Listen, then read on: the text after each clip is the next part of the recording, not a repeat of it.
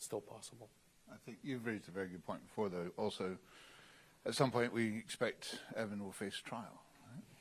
And as Jay said, in that trial, given the nature of the system, we'd expect him to be convicted. We're going to all face, collectively, a journalistic challenge in how to properly transmit that to readers in a way that is reflects the reality of the situation and doesn't imply that he's actually been convicted of any crime as we would understand it. Right? So a headline, Wall Street Journal reporter convicted of spying,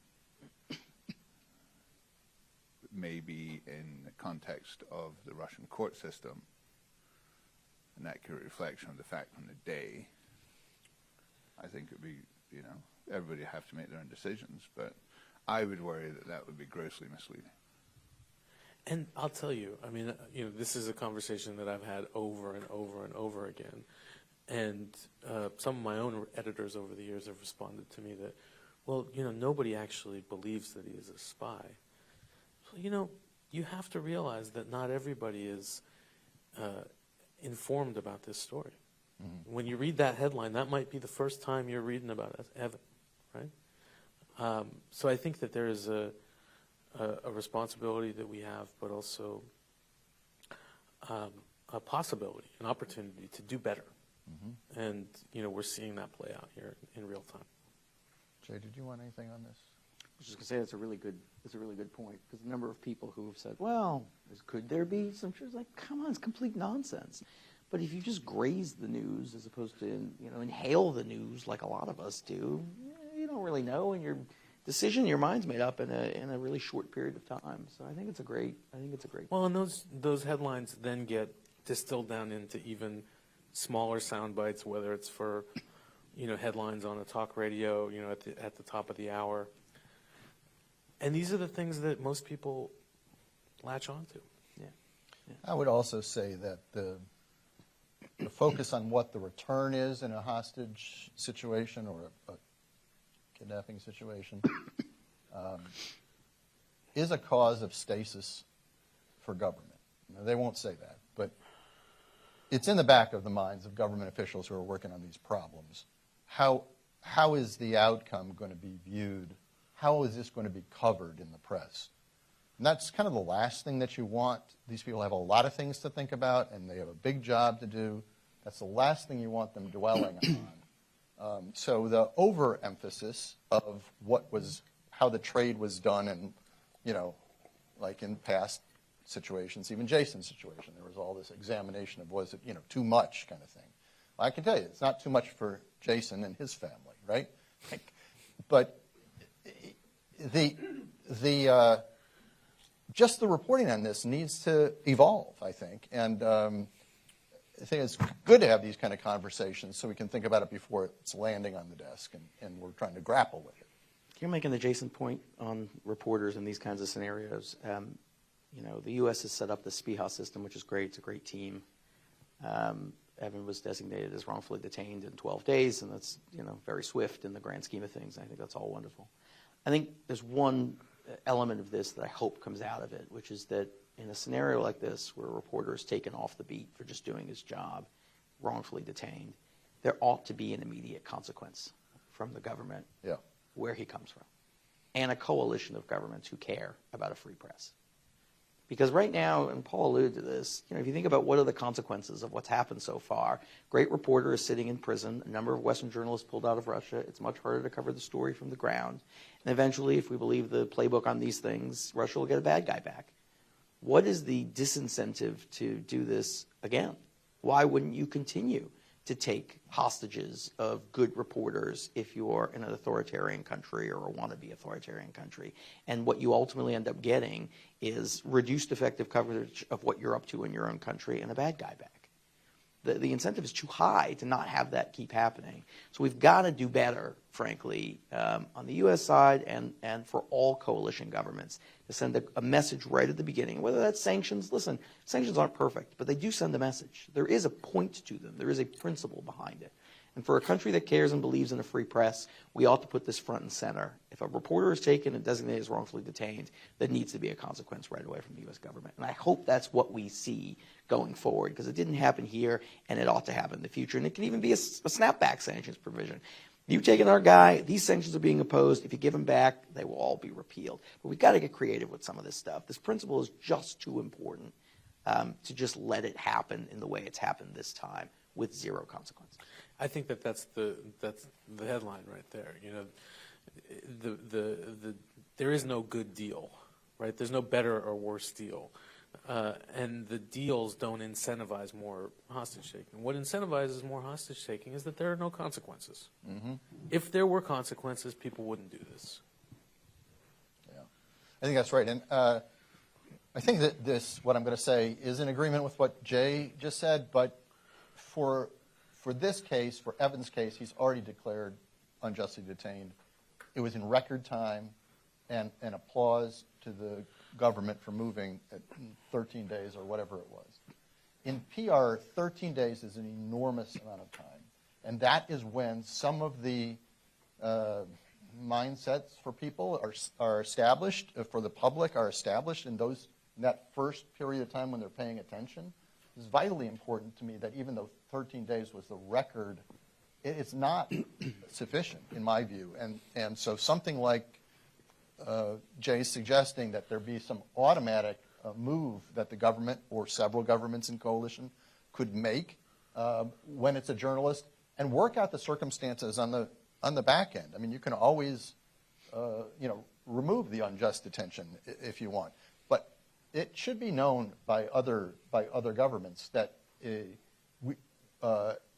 second you take a journalist, there will be some kind of consequences like the sanctions you're talking about, and also that we're going to immediately declare that this is unjust if there are journalists that's there that's working.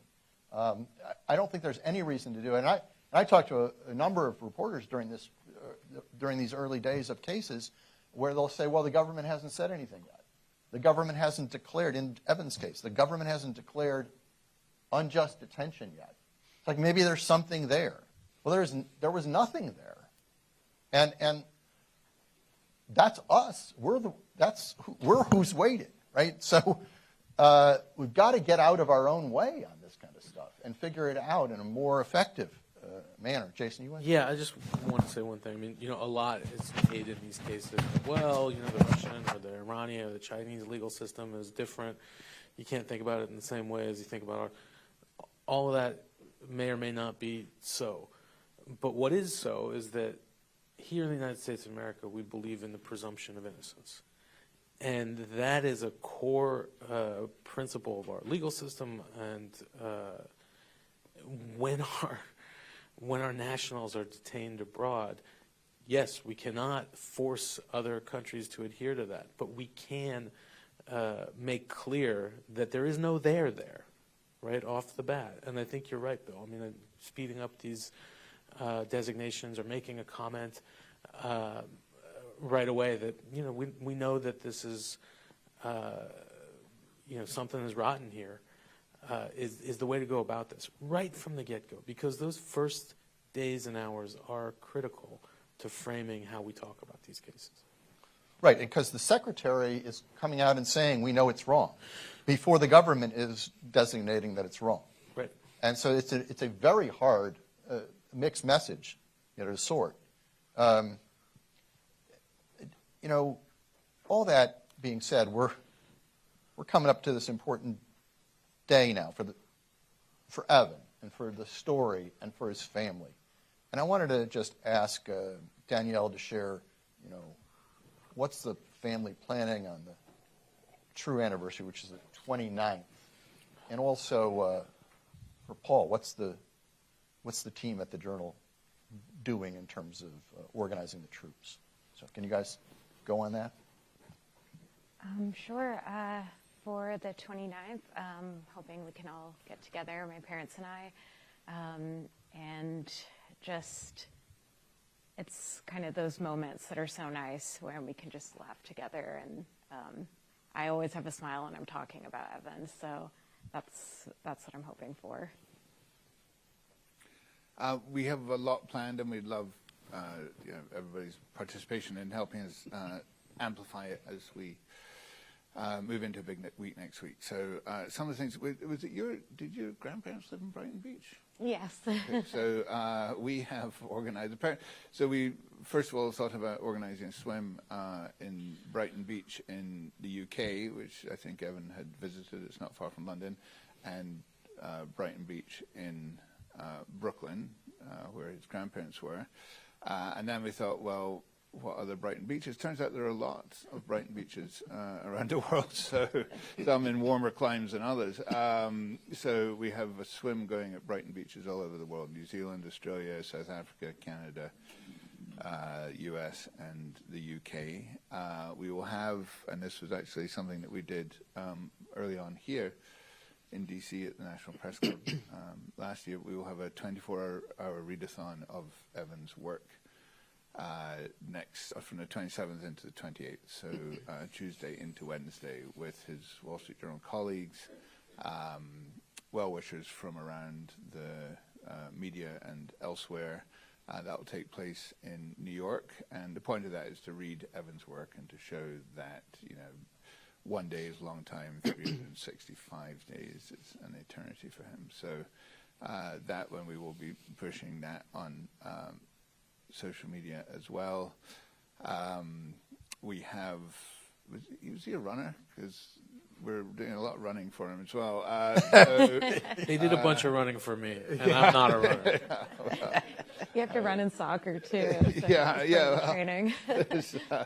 We'll be taking to the streets all over to run for him next week again, just to do something in which the Journal Newsroom and other friends of Evan can participate to raise awareness for his one-year anniversary. And we will be having photos from Wall Street Journal bureaus around the world and other, I think, even here at National Press Club as well, for other Washington press folks who would like to join us. So there's lots of ways in which we just want to be very, very visible in what this means to us and mark the moment in as many ways as we can.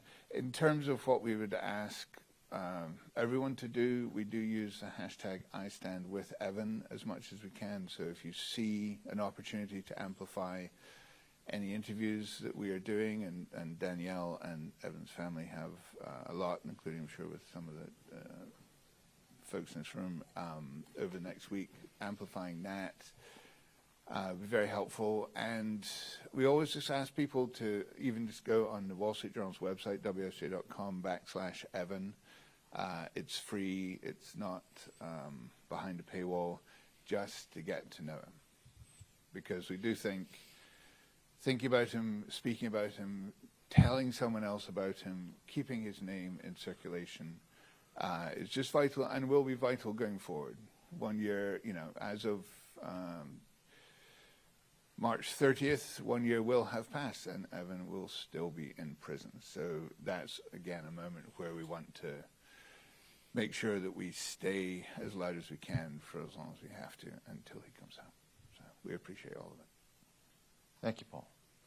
I think it was Jay who mentioned the Tucker Carlson interview. Can we ask, were you surprised that Tucker Carlson in his last question mentions Evan? I guess what I'm asking is, and you can tell us or not tell us, did he talk to the Journal? Did he say he was going to do that? Any plans that you were aware of? I was pleased he asked the question. Yeah. Because it was a good opportunity to get an answer, and I was more surprised by the answer itself. Mm-hmm. In what way? The asking of the question.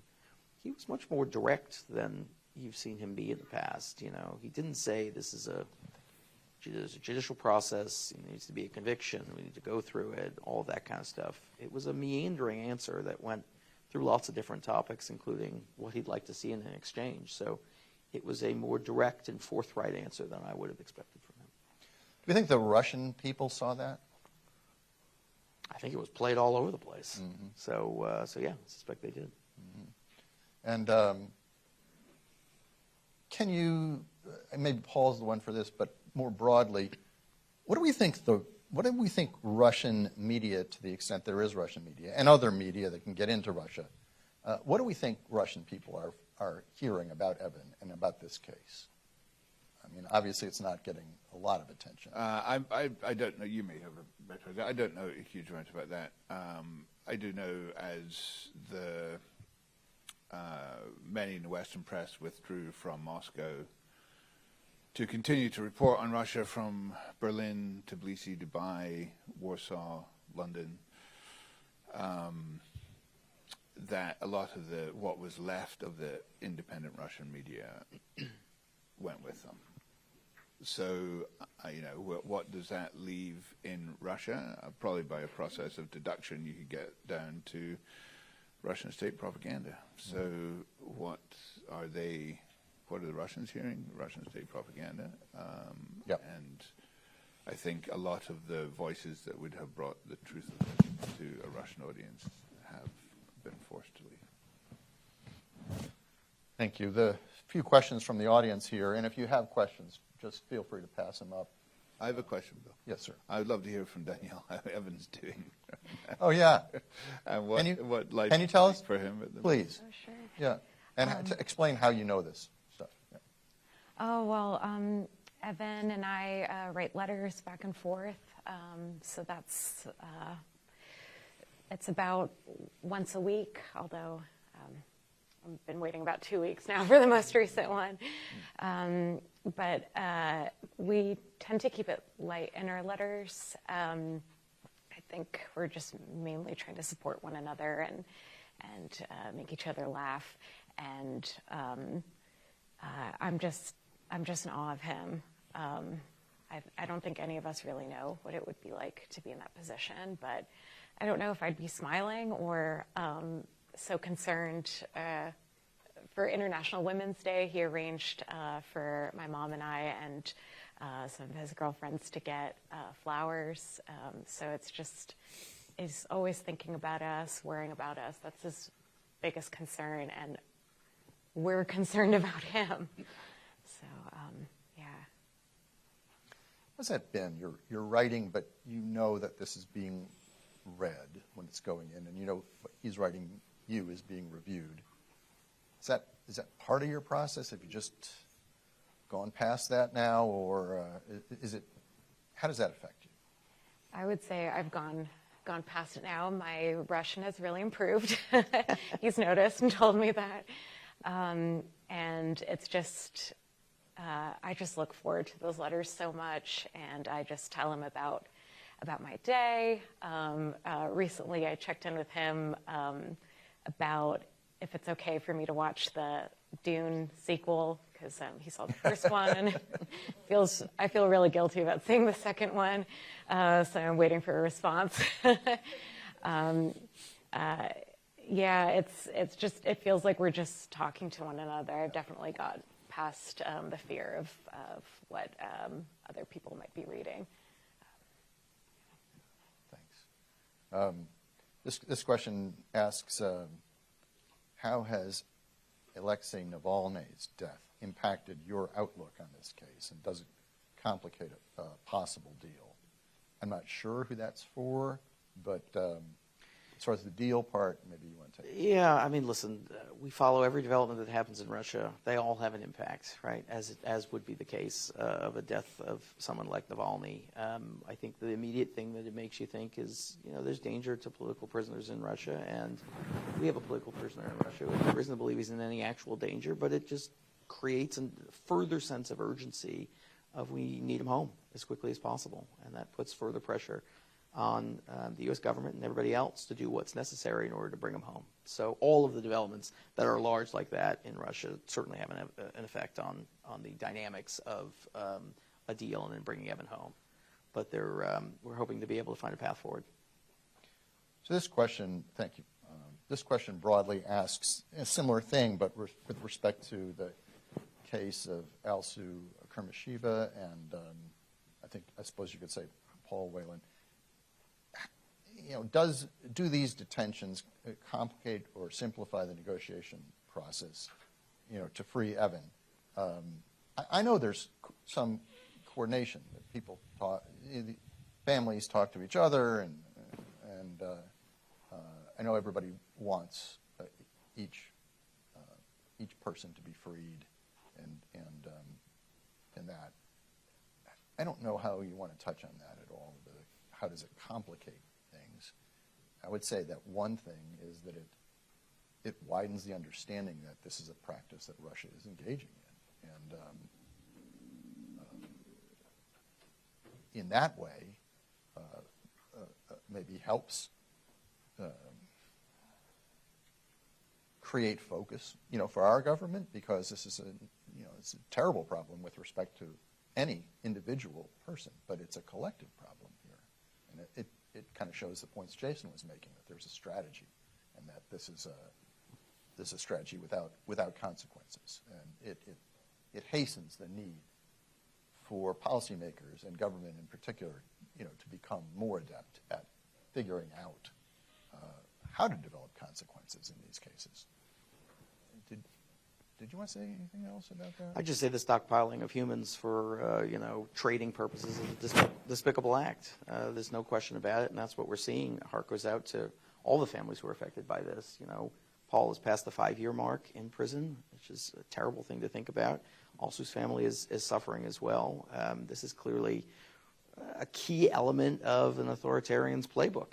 And as I said before, there haven't been any consequences for it. Mm-hmm. There still haven't been any consequences for it directly related to this. So let's create some consequences, and let's think about how we can get creative here. But in the meantime, put a package together. Bring these folks home. You had mentioned one of the values, or one of the good outcomes is the bipartisan nature of the support Evan is receiving. Do any of you want to single out people who you think have been particularly strong on one side or the other in helping with this? Yeah, listen, particular kudos to Jake Sullivan in the White House, who's been extremely helpful, very knowledgeable, obviously a very talented individual. He's been very useful. Speaker Johnson invited the parents to State of the Union. Really appreciated that. Chairman McCall has been extremely supportive. Senator Coons has been very supportive. So, as I say, there have been people on both sides who have stepped up. This is one of those issues that everybody can get behind and understands, kind of on a visceral level, as somebody mentioned, that this is just a wrong that needs to be corrected. So, and there are others, but those are just a few that kind of stand out as I sit here.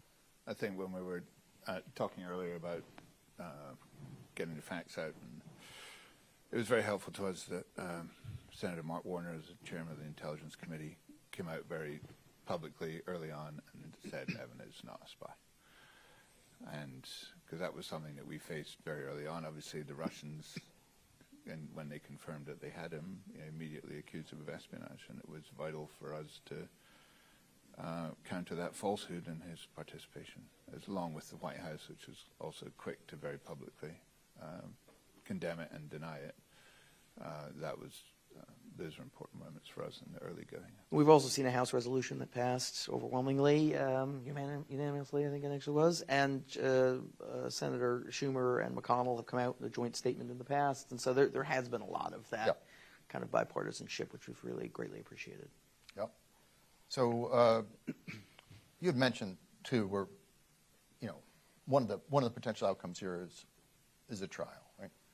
And looking down at Jason, who went through a trial and had a government bring its case, such as it was, to court, which were some emails, some, parking tickets. There were no documents. It was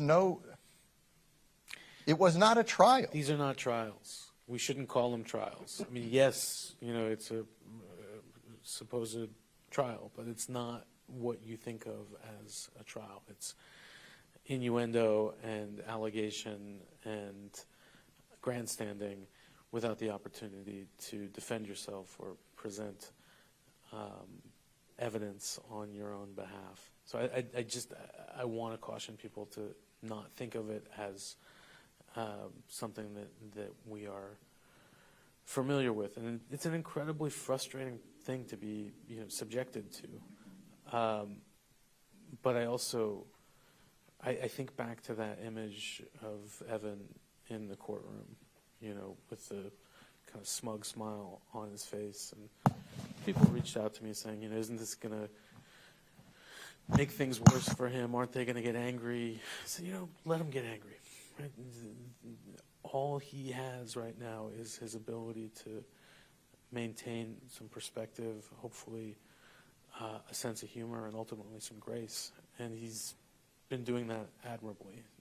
And I think if and when he goes to court, he'll continue to do that. And I'll be applauding him from afar. I will say there's been an element of humor that has run through this that I've really saluted. Evan likes comedy. Your dad likes comedy. Yes. And when they saw him in the courtroom, there was a lot of laughter, which is not the kind of thing that you would expect, but it's the ultimate antidote to what's going on here. You have so I to applaud that. That's yeah, no, amazing. you have to diffuse the farce and point it back to them. And I was really glad to see that that's his approach, because that's not the approach that everybody takes. So we're coming to the end of our time here, and I just wanted to say that, all of us, our hearts can be with the family, Evan's family, on the 29th.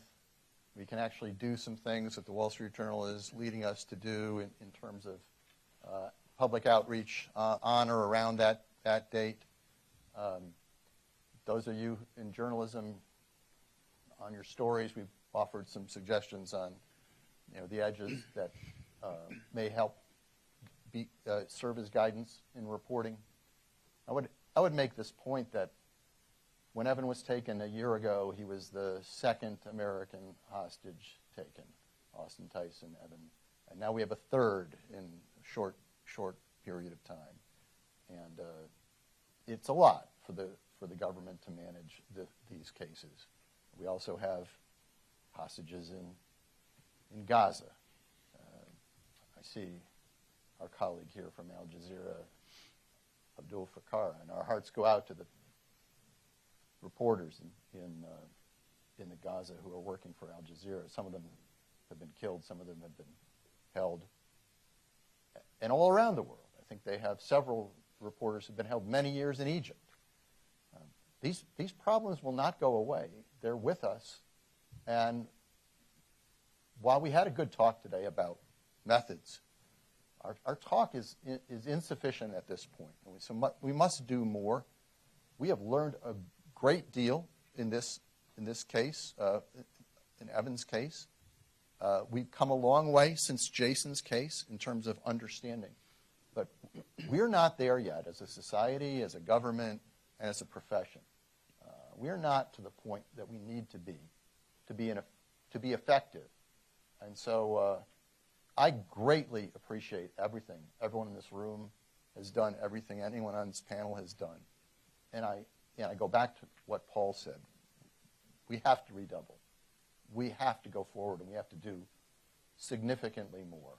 If we can do it with a little humor and a little lightness, yes, but stay the fight, redouble, come back and see us. We appreciate you. Thank you. Thank you.